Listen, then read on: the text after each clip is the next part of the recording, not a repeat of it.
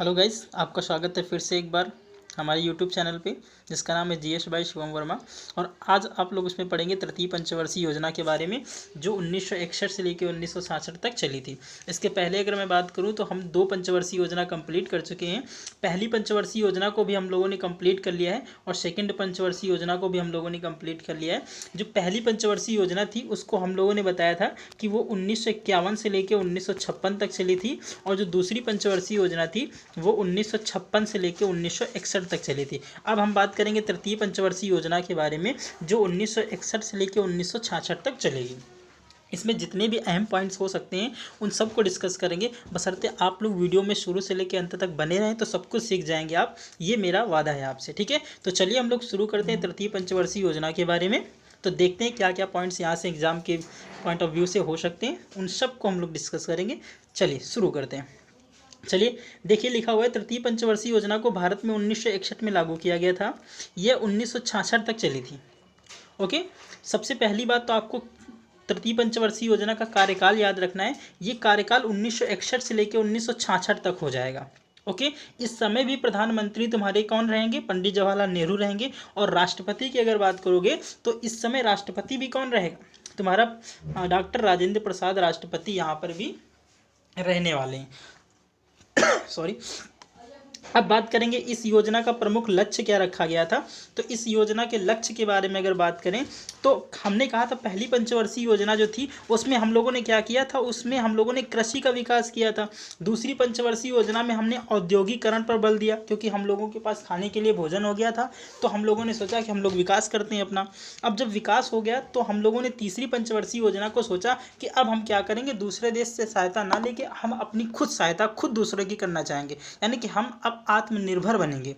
जैसे अभी प्रधानमंत्री नरेंद्र मोदी जी ने क्या किया है, आत्मनिर्भरता के बारे में बहुत ज़्यादा जागरूकता प्रदान की है। वैसे ही तृतीय पंचवर्षीय योजना में आत्मनिर्भरता के साथ स्वतः स्फूर्तिमान अर्थव्यवस्था का लक्ष्य रखा गया, जिसका मॉडल जो था वो सुखमय चक्रवर्ती योजना था। जिसका मॉडल क्या था? तो सुखमय चक्रवर्ती योजना क्या था? इसका मॉडल था। और आर्थिक वृद्धि दर में अगर हम लोग बात करें तो इसकी आर्थिक वृद्धि दर जो थी वो 5.6% रखी गई थी, लेकिन प्राप्त जो थी वो 2.4 हुई थी। अब देखना जरा, ये योजना पूरी तरह से विफल इसलिए हो गई क्योंकि इस योजना के कार्यकाल में भारत ने दो अहम प्रधानमंत्रियों को खो दिया।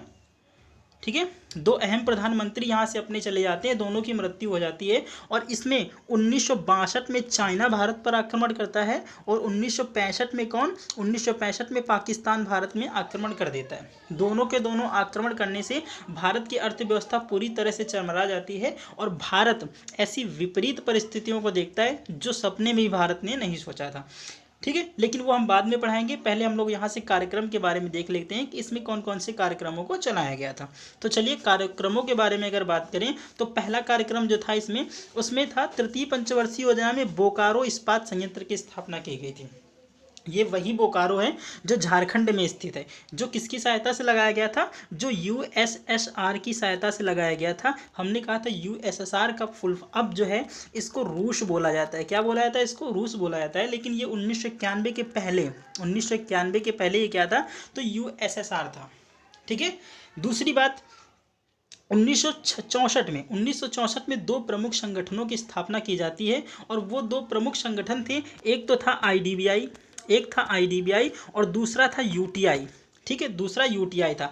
आईडीबीआई जो था इसका फुल फॉर्म होता है industrial development bank of India. इसकी स्थापना 1964 में होती है, और इसका वर्तमान में निजीकरण हो चुका है। वर्तमान में इसको बेच दिया गया है भारतीय सरकार नरेंद्र मोदी जी के द्वारा, और इसको खरीदा है एलआईसी ने। किसने खरीदा है? एलआईसी ने। हालांकि इसका पूर्ण स्वामित्व तो अभी एलआईसी को प्राप्त नहीं हुआ है, लेकिन इसका आधे से ज़्यादा शेयर एलआईसी ने खरीद लिया है।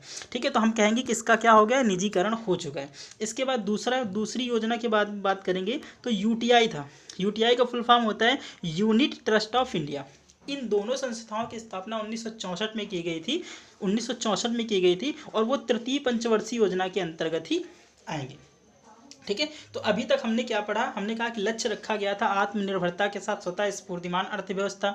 दूसरा मॉडल हमने सुखमय चक्रवर्ती योजना अपनाया। तीसरा में वृद्धि दर, हमने कहा था वृद्धि दर में हम लोग दो बातें पढ़ते हैं, एक तो लक्षित वृद्धि दर हमने कितनी रखी थी, और दूसरा 5 वर्षों के बाद हमने कितनी वृद्धि की।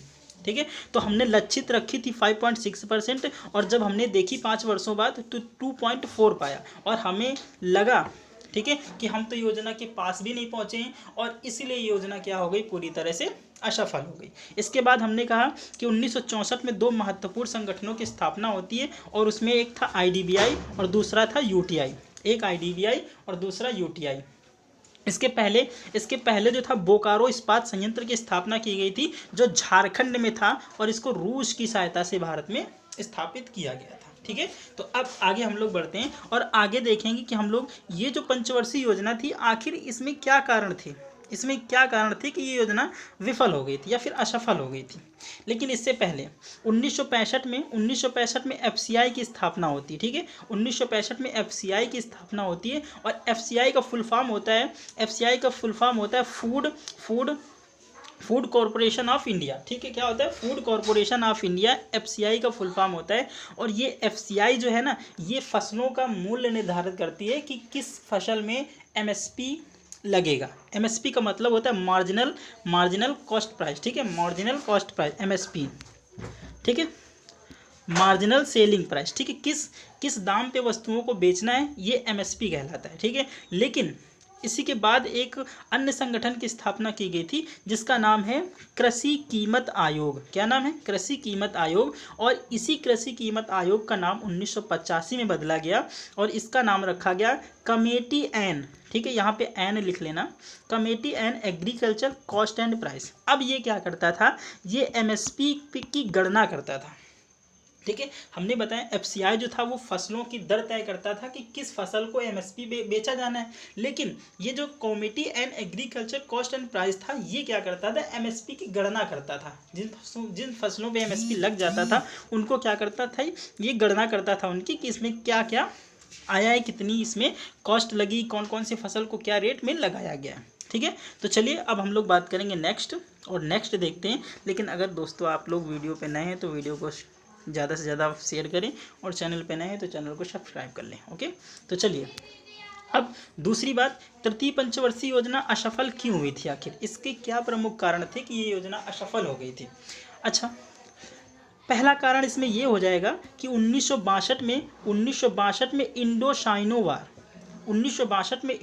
वार जो था वो हो चुका था और ये इंडो साइनो वार वही है जिसे भारत और पाकिस्तान युद्ध के नाम से जाना जाता है। ठीक है, भारत और पाकिस्तान के युद्ध के नाम से जाना जाता है और ये अक्टूबर और नवंबर में हुआ था। ठीक है, अक्टूबर और नवंबर में हुआ था। मैं इसकी थोड़ा कहानी आपको बताता हूँ। हुआ क्या था एक्चुअली में कि जो चीन था वो भारत के ऊपर बहुत दिन से घात लगाए हुए बैठा था। भारत के प्रधानमंत्री जो थे उस समय, जो पंडित जवाहरलाल नेहरू थे, वो हिंदी और चीनी भाई भाई का नारा दे रहे थे और उधर वो लोग क्या कर रहे थे, मिशन बना रहे थे कि हम लोग कैसे भारत पे आक्रमण करें।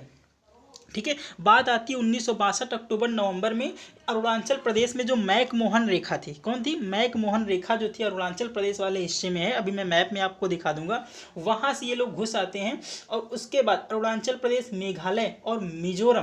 मेघालय, अरुणाचल प्रदेश और असम में तीनों जगह घुस जाते हैं और भारतीय सेना जब सो रही होती है उस समय भारत पे आक्रमण करते हैं और भारत के सैनिकों को वहाँ से मजबूरी में भागना पड़ता है।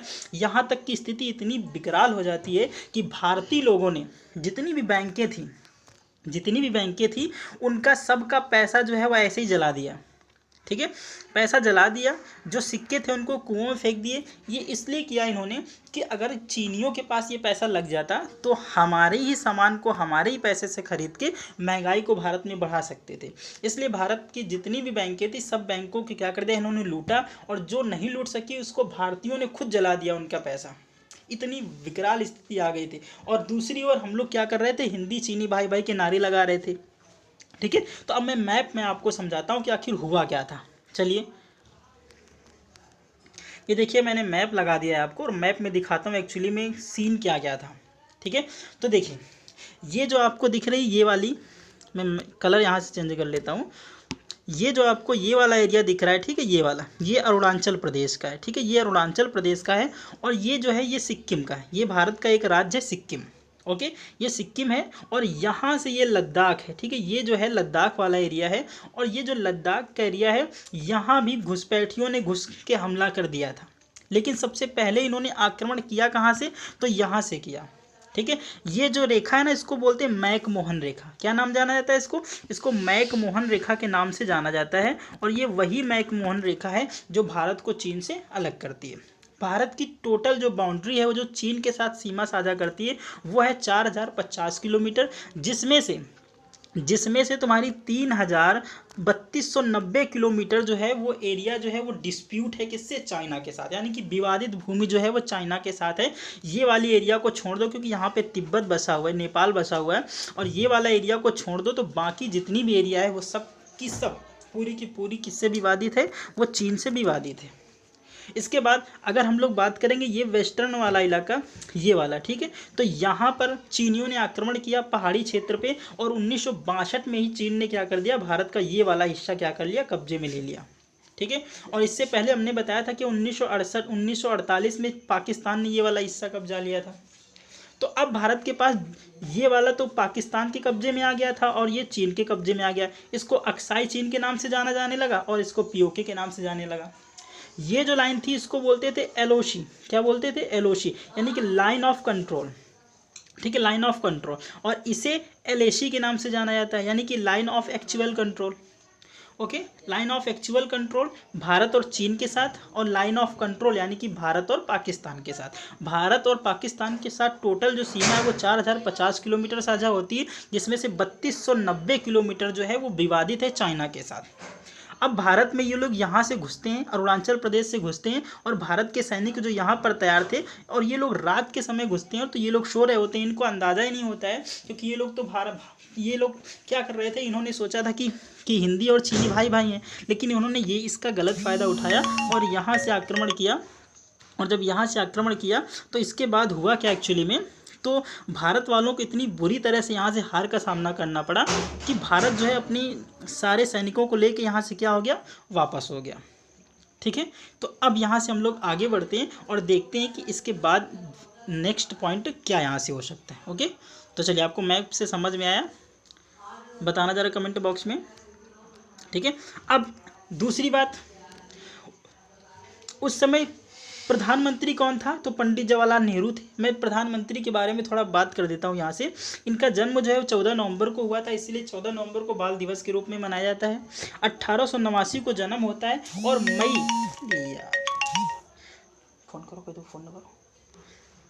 मई 27 1964 को मई 1964 को क्या होता है? इनकी मृत्यु हो जाती है। और इनकी मृत्यु इसलिए होती है कि ये जो है जब भारत पे चीन ने आक्रमण कर दिया 1962 में, तो इनको ये दुख बर्दाश्त नहीं हो पाया। उसके बाद जब युद्ध हुआ तो उसके बाद इतनी विपरीत परिस्थिति आ गई कि भारत में सब खाने के लिए तरस गए,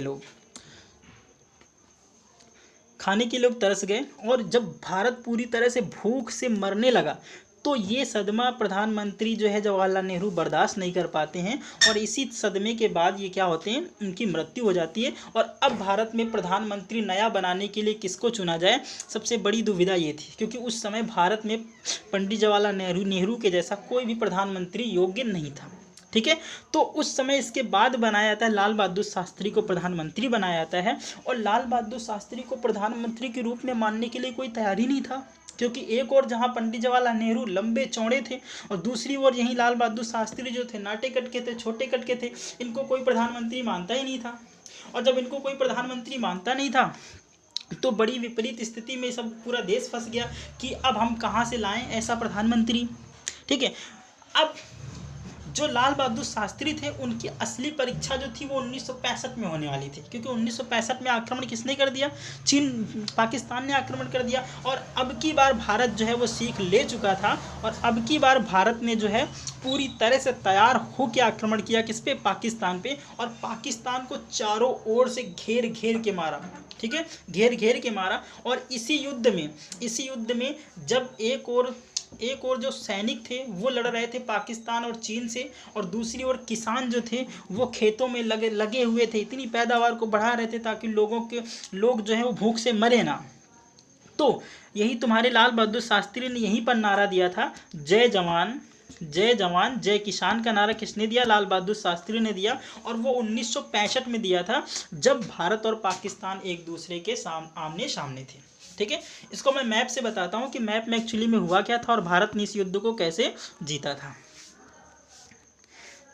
देखिए, लेकिन उससे पहले मैं लाल बहादुर शास्त्री की बात कर लेता हूँ। लाल बहादुर शास्त्री का जन्म जो होता है 2 अक्टूबर 1904 को होता है और ये मुगल सराय जो है ये उत्तर प्रदेश में स्थित है। कहाँ स्थित है? उत्तर प्रदेश में स्थित है। और वाराणसी जो है ये मुगल सराय के पास ही, इसलिए हम लोग इसको जो स्ट्रेट के नाम से जानते हैं कि वाराणसी। इसके बाद इनकी मृत्यु जो होती है वो 11 जनवरी 1966 को हो जाती है। ताशकंद जो है ना, आज ये ताशकंद अलग है, ठीक है, लेकिन उस समय ये सोवियत संघ का हिस्सा हुआ करता था। जब भारत और पाकिस्तान का युद्ध होता है तो इसके बाद शांति समझौता के लिए रूस दोनों देशों को बुलाता है और जब दोनों देशों को वहाँ बुलाता है तो वहाँ समझौता होता है और एक्चुअली में समझौते में ऐसी बात हो गई कि इनको दिल का दौरा पड़ गया और वहीं पर इनकी क्या हो जाती है? मृत्यु हो जाती है ताशकंद में। कार्यकाल के दौरान ही इनकी ताशकंद में मृत्यु हो गई। और जब वहाँ से भारत को ये संदेश मिला कि आप हमारे प्रधानमंत्री जी नहीं रहे तो भारत एक बार फिर से दुख का पहाड़ भारत में टूट पड़ा और एक जो ऐसा प्रधानमंत्री जिसने पाकिस्तान को धूल चटा दी, वो फिर से देश में क्या हो गया? अब देश में नहीं रहा। ठीक है, तो एक तो हमने क्या किया, पहले प्रधानमंत्री पंडित जवाहरलाल नेहरू को हमने खोया और दूसरी बार हमने दूसरा प्रधानमंत्री जो था वो कौन था? लाल बहादुर शास्त्री था, उसको भी हमने खो दिया। कब? तृतीय पंचवर्षीय योजना में, जो 1961 से लेकर 1966 तक चली थी। अगर आप बात करें हम लोग इनके 1966 में जब इनकी मृत्यु हो जाती है तो इनका जो कार्यकाल था वो केवल 18 महीने का था। 18 महीनों में इन्होंने अपना इतना लोहा मनवा लिया कि आज बच्चा इनको जानता है कि लाल बहादुर शास्त्री कौन है। ठीक है, जिस दिन गांधी जी का जन्म हुआ था उस दिन इनका भी जन्म हुआ था, हालांकि उनका वर्ष 1869 था और इनका 1904 था। ओके, चलिए अब हम लोग बात करते हैं नेक्स्ट की और मैप में बताता हूँ आपको पाकिस्तान के साथ जब युद्ध हुआ था तो पाकिस्तान ने कैसे कैसे किया था और पाकिस्तान के कितने सैनिक मरे, भारत के कितने सैनिक मरे, ये सारी की सारी जानकारी हम लोग यहाँ से देखेंगे। सबसे पहले हमने कहा कि 1965 की जंग थी, उसमें एक नारा जो था वो बहुत सैनिकों को प्रभावित कर रहा था, उसमें नापाक हरकत का मुंह तोड़ जवाब। ठीक है, लाल बहादुर शास्त्री के द्वारा वक्तव्य नापाक हरकत को मुंह तोड़ जवाब दिया गया। किसके द्वारा? भारत के द्वारा दिया गया। भारत और पाकिस्तान के युद्ध, पाकिस्तान के जो पाकिस्तान के लोग थे वो कश्मीर में घुस आए और 26,000 से 33,000 लोग जो थे वो कश्मीरी सैनिकों की वेशभूषा पहनकर भारत में घुस आते हैं। लेकिन जब युद्ध होता है तो 2862 जो सैनिक थे वो भारत के सैनिक, इस युद्ध में क्या हुआ? 2862 लोग मरे, जिसमें से 2862 लोग भारतीय थे और लगभग 5800 लोग जो थे वो पाकिस्तान के फौजी जो थे उनकी जाने गई। भारत के 97 भारतीय टैंकों को तबाह कर दिया पाकिस्तानियों ने और पाकिस्तान के 497 टैंक जो है हम लोगों ने तबाह कर दिए। 1900 वर्ग किलोमीटर भूमि जो थी, 1900 वर्ग किलोमीटर पाकिस्तानी इलाका जो था भारत ने जीत लिया और पाकिस्तान ने भारत का 540 वर्ग किलोमीटर का हिस्सा क्या कर लिया? अपने अंडर में कर लिया। इसके बाद लाल बहादुर शास्त्री का जी वक्तव्य क्या था यहाँ पे? अगर पाकिस्तान हमारी जमीन पर कब्जे के ख्वाब देख रहा है तो ईंट का जवाब हम किससे देंगे? पत्थर से देंगे। ये लाल बहादुर शास्त्री ने कहा था, जो भारत के सेकंड प्राइम मिनिस्टर थे। कौन? भारत के सेकंड प्राइम मिनिस्टर कौन थे तुम्हारे? लाल बहादुर शास्त्री थे और भारत के पहले प्रधानमंत्री पंडित जवाहरलाल नेहरू थे। मैंने आपको बता दिया। पंडित जवाहरलाल नेहरू की मृत्यु जो है 1962 के बाद 1964 में होती है और उसी के लगभग 18 महीने बाद यानी कि 1966 में मृत्यु हो जाती लाल बहादुर शास्त्री की। तो हमने 1961 से लेके 1966 तक यानी तृतीय पंचवर्षीय योजना में हमने क्या कर दिया? 2 प्रधानमंत्रियों को खो दिया जो भारत के अनमोल रत्न थे। भारत को दोबारा ऐसे प्रधानमंत्री देखने को नहीं मिलेंगे। ठीक है, तो अब बात करते हैं हम नेक्स्ट की और नेक्स्ट देखते हैं आखिर हुआ क्या था और कहाँ से भारत ने आक्रमण किया। ये देखो मैप जो है 1965 में भारत पाकिस्तान को युद्ध को दर्शा रहा है। अब हुआ क्या था कि जब चीन भारत पे जीत गया, भारत में जो आक्रमण किया चीनों ने, तो यहाँ से भी किया और यहाँ से भी किया। तो भारत जो है दो सेनाओं को एक साथ झेल नहीं पाया, क्योंकि भारत को जो खबर ही नहीं थी कि यहाँ से ये लोग आक्रमण करेंगे। लेकिन जो तुम्हारे पाकिस्तानी थे वो दिमाग से तो पैदल नहीं है, इन्होंने जम्मू कश्मीर से केवल आक्रमण किया। जब इन्होंने जम्मू कश्मीर से आक्रमण किया, लगभग 2800 से लेकर 3300 लोग जो थे वो पाकिस्तानी जो थे वो क्या कश्मीरी वेशभूषा को पहन के भारत में जब घुस आते हैं तो यहाँ से तुम्हारे लाल बहादुर शास्त्री जी आदेश देते हैं दिल्ली से, और दिल्ली से यहाँ से इस तरफ से भी युद्ध में कूद पड़ते हैं और इस तरफ से भी युद्ध में अपने सैनिकों को उतार देते हैं। भारत जो है पाकिस्तान के दोनों ओर से सैनिकों को घेर लेता है और दौड़ा दौड़ा के यहाँ से मारता है। ठीक है, तो 1965 में पाकिस्तान इस युद्ध में बुरी तरह से हार जाता है और भारत इस युद्ध में क्या हो जाता है, विन हो जाता है। ठीक है, भारत इस युद्ध में जीत जाता है। और जब ताशकंद समझौता होता है रूस में, तो उस समय लाल बहादुर शास्त्री की क्या हो जाती है, मृत्यु हो जाती है। ठीक है, तो ये कारण थे कि भारत जो है जो तृतीय पंचवर्षीय योजना भारत में थी वो पूरी तरह से विफल हो गई थी, क्योंकि हमने बहुत कुछ खोया था। 2 प्रधानमंत्री खो दिए, इतनी सारी तबाही देख ली, 2 आक्रमण 5 वर्ष में 2 आक्रमण हो जाएं और इतने भयंकर आक्रमण हो जाएं कि हम लोग अपनी जान बचाने के क्या भूख से निपटना हमारा सबसे बड़ा लक्ष्य हो गया था।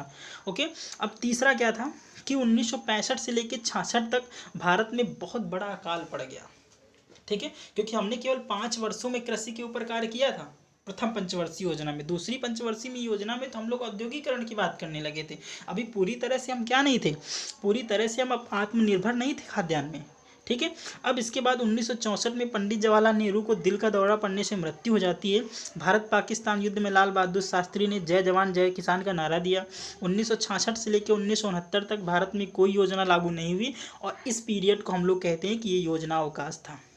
1966 से लेके 1969 तक कोई योजना लागू नहीं की गई और इसको हम लोग कहते हैं कि योजना अवकाश था। इसी योजना अवकाश में भारत में हरित क्रांति की शुरुआत होती है। और जो हरित क्रांति है ना, उसके विश्व में जनक जो है वो नॉर्मन बोरलॉग को जाना जाता है, लेकिन भारत में MS स्वामीनाथन को जाना जाता है। ठीक है, लेकिन उससे पहले 1966 में एक शांति समझौता हुआ और इस शांति समझौते में यह तय हुआ कि भारत और पाकिस्तान अपनी शक्ति का प्रयोग नहीं करेंगे और अपने झगड़ों को शांतिपूर्ण ढंग से क्या करेंगे, निपटाएंगे।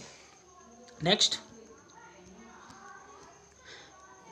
इस समझौते के दौरान लाल बहादुर शास्त्री की 1966 में ताशकंद में मृत्यु हो जाती है और जब मृत्यु हो जाती है तब भारत को यहाँ से खबर चलती है और भारत ने एक अनमोल रत्न यहाँ से खो दिया था। इसके बाद हम लोग बात करेंगे योजना अवकाश की। तो योजना अवकाश का जो काल था वो 1966 से लेकर 1969 तक था। भारत में योजना अवकाश के दौरान ही हरित क्रांति का उदय होता है। मैंने आपको भी पढ़ाया कि हरित क्रांति जो है उसको भारत में लागू किया गया था किसके द्वारा, MS स्वामीनाथन के द्वारा। किसके द्वारा, MS स्वामीनाथन के द्वारा भारत में लागू किया गया, जबकि विश्व में इसके जनक जो है वो नॉर्मन बोरलॉग को जाना जाता है। किसको, नॉर्मन बोरलॉग को। भारत में हरित क्रांति की शुरुआत उस समय हुई जब भारत में प्रधानमंत्री कौन थी, इंदिरा गांधी को बनाया गया था। 1966 में प्रधानमंत्री किसको बनाया गया था, इंदिरा गांधी को बनाया गया था। हरित क्रांति के जनक विश्व में नॉर्मन बोरलॉग को जाना जाता है, जबकि भारत में किसको, MS स्वामीनाथन को जाना जाता है। हरित क्रांति में प्रभावित 2 फसलें कौन कौन सी थी, तो गेहूं था और दूसरा कौन था, चावल था। जो हरित क्रांति थी उसमें 2 प्रमुख फसलें थी, कौन कौन सी, गेहूं और चावल था। अब पहला नॉर्मन बोरलॉग पुरस्कार जो है MS स्वामीनाथन को दिया गया था, क्योंकि ये MS स्वामीनाथन जो थे ने, ये नॉर्मन बोरलॉग के शिष्य थे और इन्होंने भारत में क्या किया, हरित क्रांति को लागू किया गया। अब हरित क्रांति से प्रभावित क्षेत्र कौन कौन से, तो पंजाब था, हरियाणा था, पश्चिमी उत्तर प्रदेश था।